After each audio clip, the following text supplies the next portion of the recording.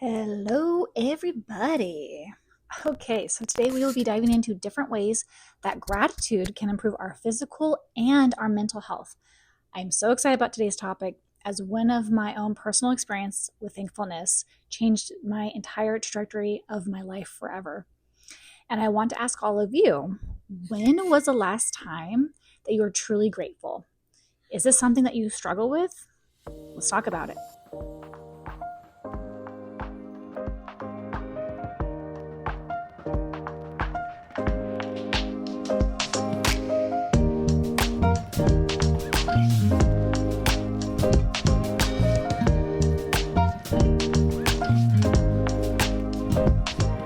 What is gratitude?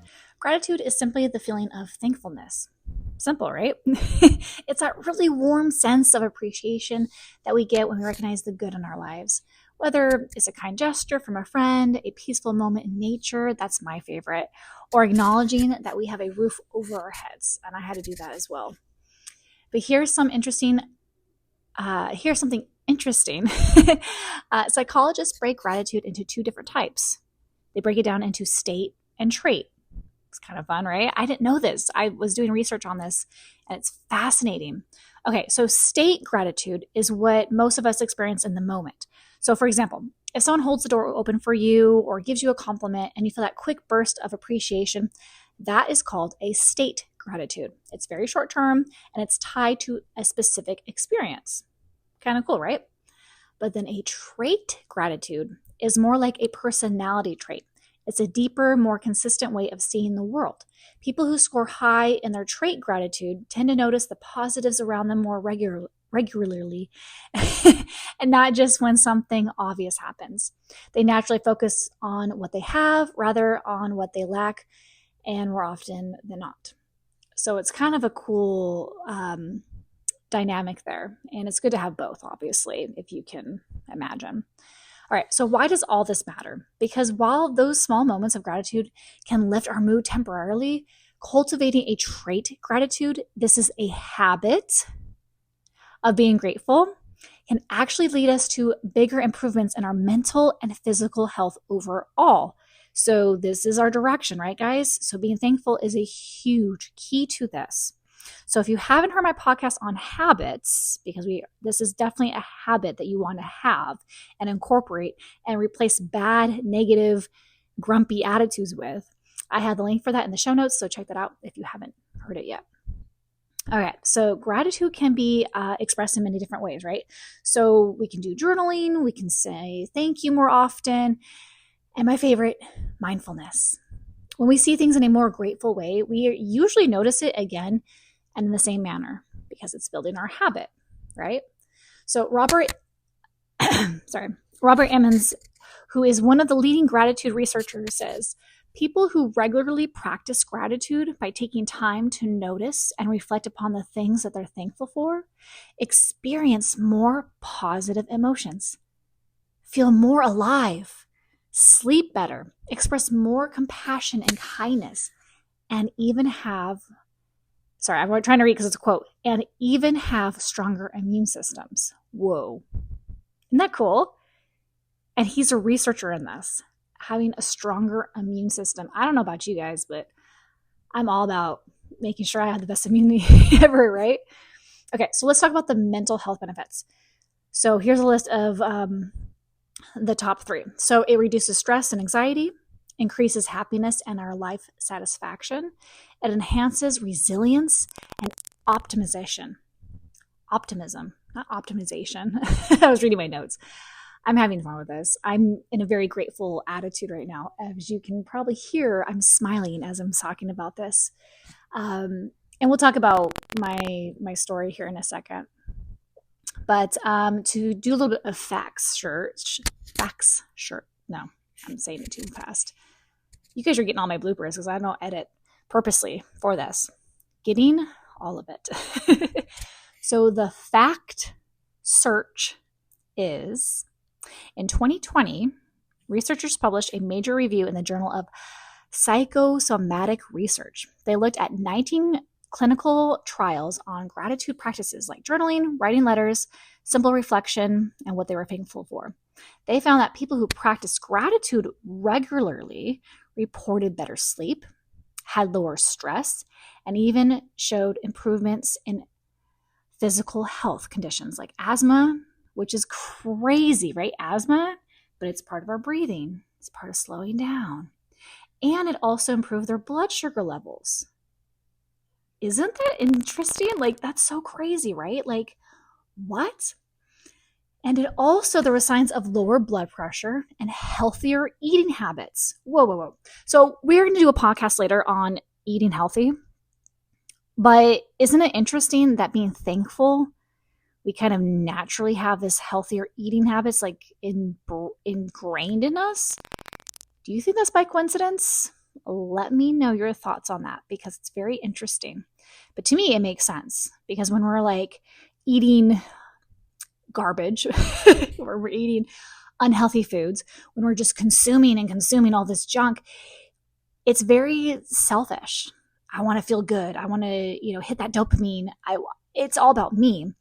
But if we're being thankful and letting things go and just acknowledging our creator, it makes a lot of sense that we would just naturally see foods differently. We're going to see our sleep differently. We're going to see our exercise routine differently. We're going to see our children and our family members and our friends, all this differently. It's part of reassembling our mind, is being thankful. It's not just a one and done. It's not just, okay, I'm thankful more in my life. Okay, let's move on. No. It is a life-changing experience. There's also another fascinating study about heart disease. Those who kept gratitude journals actually slept better. They felt less fatigued and had lower levels of inflammation. And they were more likely to stick to their medication and lifestyle changes. That's so powerful, right? So gratitude wasn't just changing their mindset, it was supporting their recovery. So yes, I agree and I believe that being thankful can literally be good for our body as well as our mind. Okay, so how thankfulness changed my life. As you guys know from listening to my previous podcast, I was in a very, very toxic relationship. And part of that, I became angry. And I didn't realize I was becoming angry. I was angry at myself. I was angry at just at the situation. And not necessarily angry at him, which is the source of the cause. But at that time, it was just more of like, I'm still messing up. You have to remember, I was in that abusive toxicity mindset, right? So I wasn't thinking clearly. So it was all about me. I'm messing up. I'm doing something wrong. I'm not making this work. I'm selfish. Even though I'm trying to do it for him, I'm trying to do it for what he's wanting it to be.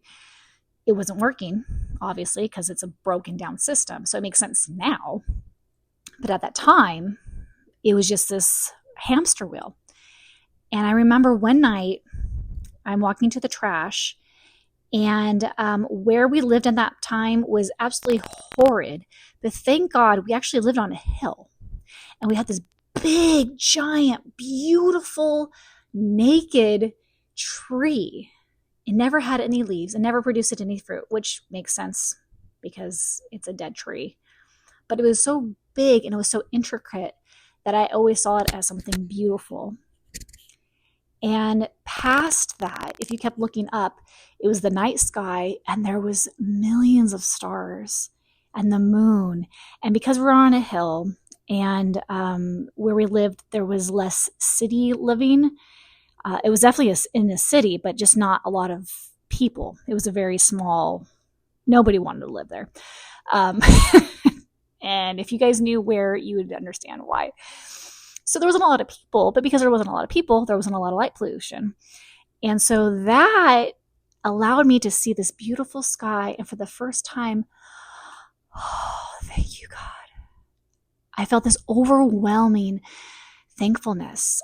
I was so thankful for the sky. I was thankful for what my eyes were looking at.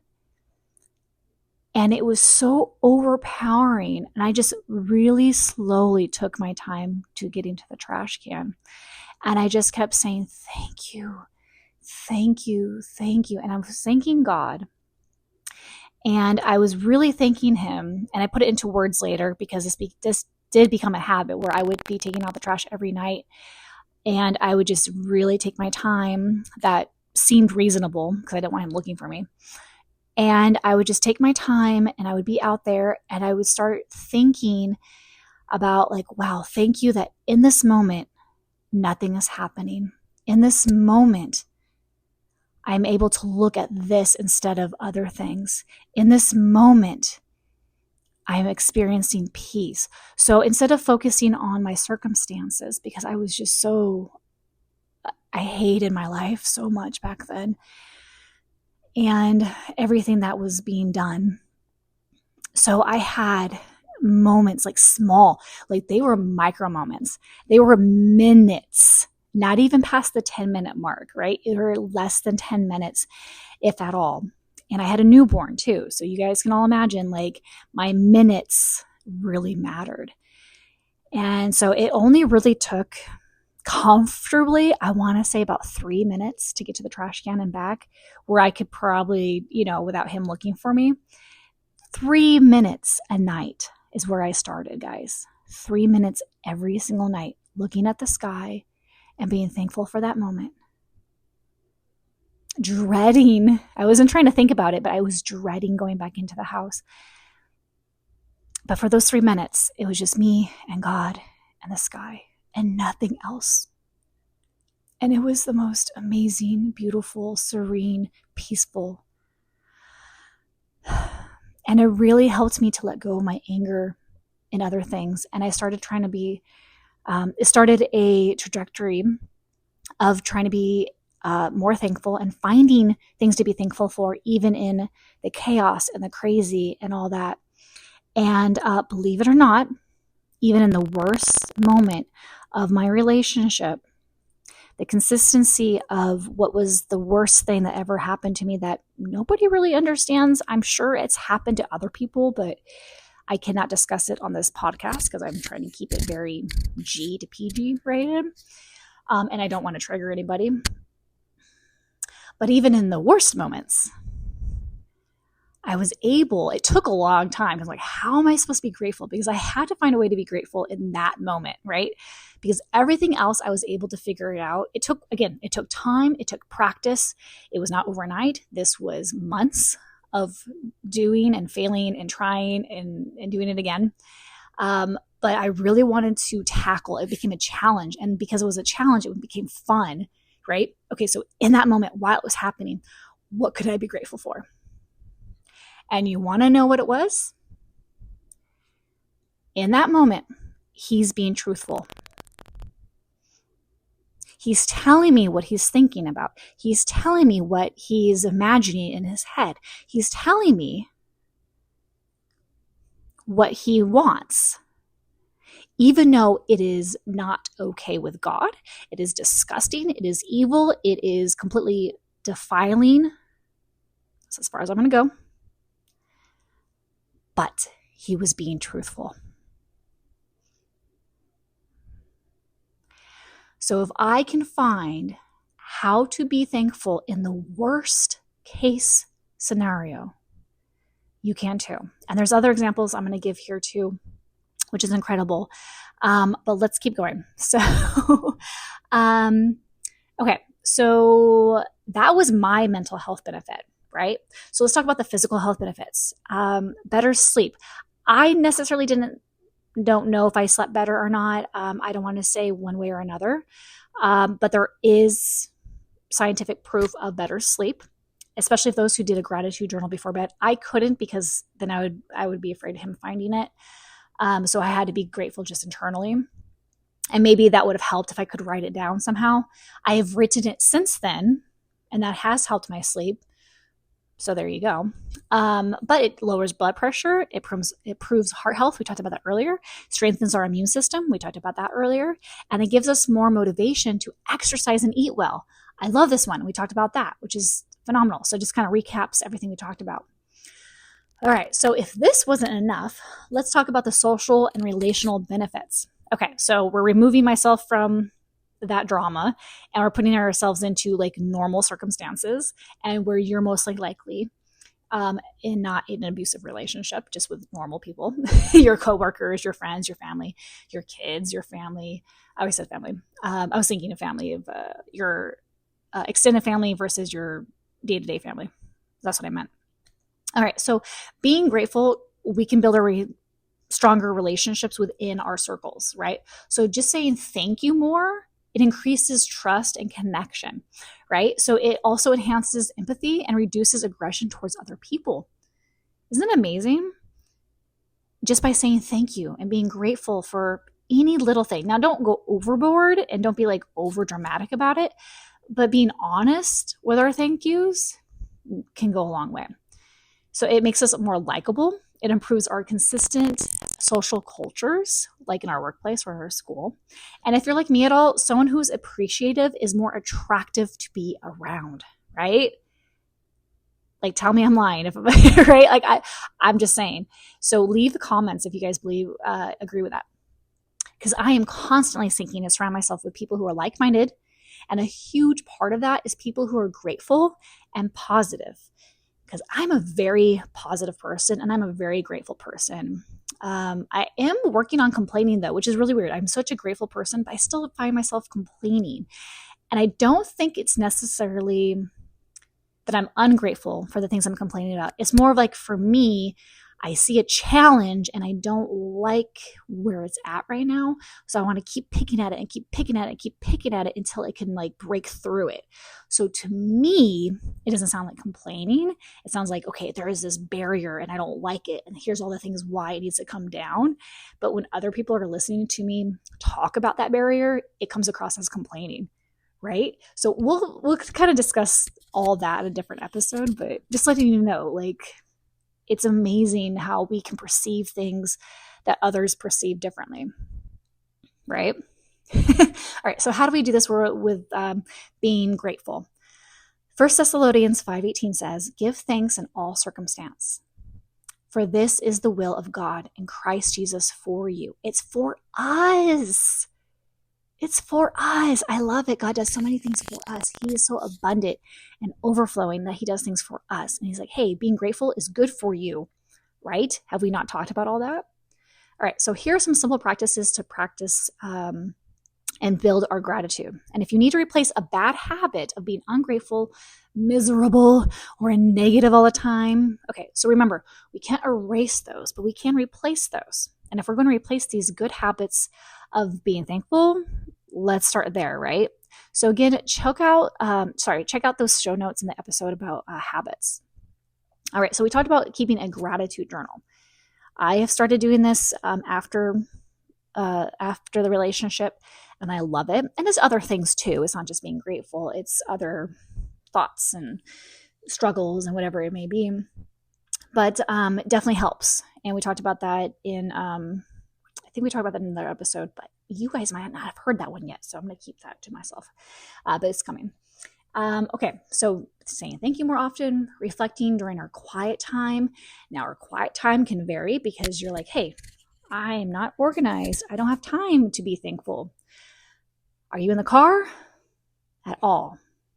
Is there any time that you're in the car by yourself? Is there any time that you're going to sleep or waking up or in the shower, even if it's just for a few minutes? There's always time to be thankful and be intentional with that meditation. And the best place to start with is thankfulness, breathing and thankfulness. Write a thank you letter to somebody. And there, of course, there's like a gazillion gratitude apps. And the two that was recommended, but I have not used them personally, and they are not sponsored, but they're highly recommended in general, is the app Grateful or 5-Minute Journal. So check those out if they work for you, great. If not, keep looking if you really like the app portion of it. I'm a little old school. I was born a little bit earlier than the app store. So I'm all about the old school handwriting. Okay, so reference back a little bit to my story from earlier. Facing the gratitude is a must to get started. right? So like getting the identity was part of it, processing thoughts, like all this led up to being grateful. And when I started applying that into my life, it changed so much. And talk about surviving abuse. Like if you can be grateful, and I love it because we're going to talk about another woman who did that as well here pretty soon. But it's like anything else that we practice on this podcast. It's a skill set, and it gets easier with time. Eventually, it'll be so second nature to you. You're not even like putting any thought into it. That's the great thing about it. But somehow incorporate it and just practice, right? So, okay, let's recap. Today we learned what gratitude is and the powerful components of how being thankful is healthy for us. I love it. So I encourage all of my listeners to try one gratitude habit for this week. Let me know your results. I really want to hear from you guys. I want to know what worked and your success story. So leave me a comment. And if you want to do your own research, this is the gal I was telling you about. I encourage you to read The Hiding Place. I'm sure many of you have already heard about it or have already read it, but read it again by Corrie ten Boom. It's her true story about how she not only survived the concentration camps, but how the action of gratitude and forgiveness transformed her life. There's a story in there that I never even heard before until I kind of revisited it, about her gratitude while she was there. And in the midst of all the craziness and what her and her sister had to endure. But it also saved them from being more tortured. It's phenomenal. It's absolutely phenomenal. So definitely read that. And then another great resource is a movie called Life is Beautiful. And it's about a father who made he made living during the Holocaust more of a game to protect his son from the reality of horror that was going on during that time. So both are obviously during that same time frame. One's a book, one's a movie, so it depends on which one works best for you and your lifestyle and your time. But both are phenomenal. And if you guys can imagine, that's a general, one of the most hardest realities that people had to face. And they were abused, and they were abused for no reason. And they were victims, and they were captured just because of their faith. And so it's amazing, these stories of what they did to overcome that, because obviously there are people even today who have less to worry about, but are living their lives in this ungrateful attitude, who are not reassembling their minds, who are not, putting any effort into being proactive, and they're just consuming and they're dying. And it's so sad. And those who are listening to this channel, though, I know you're not like that. And so kudos to you. And thank you. Thank you for loving yourself and loving your family enough to be better, because obviously there's people who are not. Okay, so we have another great quote from Robert Emmons that says, "You cannot be grateful and resentful at the same time." This is so true. And I used the same when I was first starting out on my grateful journey. It helped me a lot, because you can't. You physically can't. I think I learned that from Tony Robbins, but he's obviously said it in a different way. But yeah, you can't. You can't be thankful and ungrateful at the same time. I just love it. So I want to know what you guys are thankful for today. What are you thankful for today? Send them some message, tag us on our socials. Like, let's get involved. Like, let's buddy up. Let's get connected on this stuff, right?